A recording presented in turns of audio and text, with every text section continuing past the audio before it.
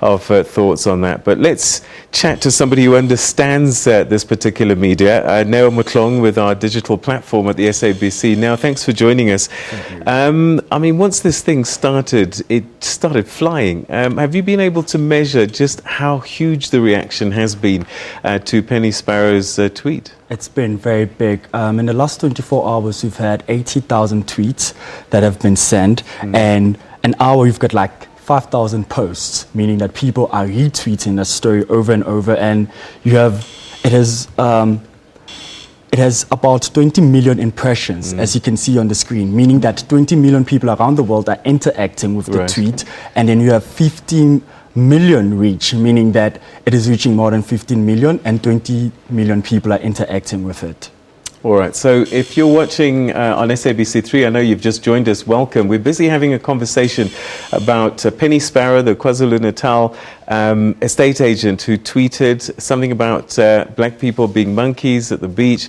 And this has caused a backlash, of course, on Twitter and Facebook. And our digital producer is busy explaining to us just how big this reaction has been. 28 million impressions. Has it reached beyond South Africa now? It has. It's gone worldwide in countries like Algeria. Algeria, about 1% of people who are on social media in Algeria are talking about this topic.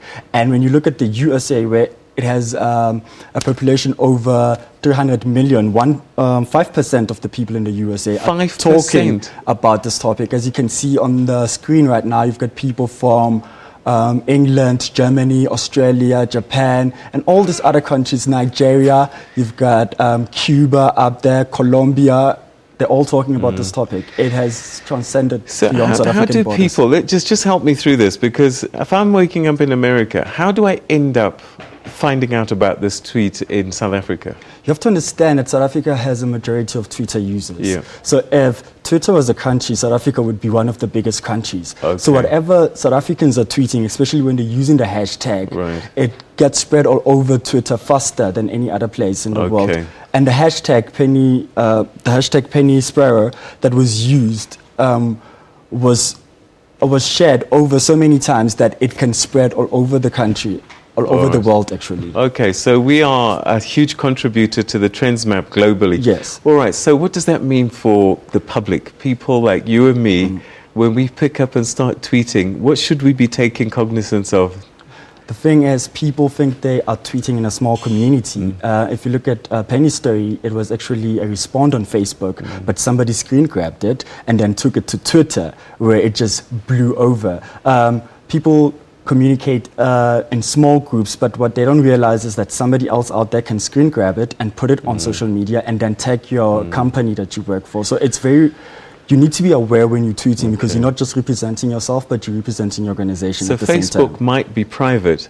Yes. More private, but once somebody screen grabs it, one of your friends even, and once it goes on Twitter, you've got no control over it after that. You've got no control over it.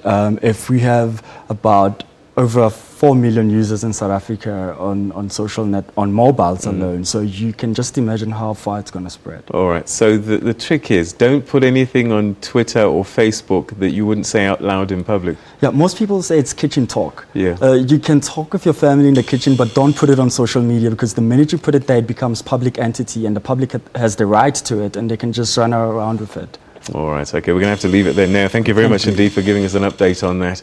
So there you have it, 28 million impressions globally. Don't tweet something that you don't want somebody to read forever. A big warning for Penny Sparrow. But Francis, you've got another story for us. Yes, involving an estate agent.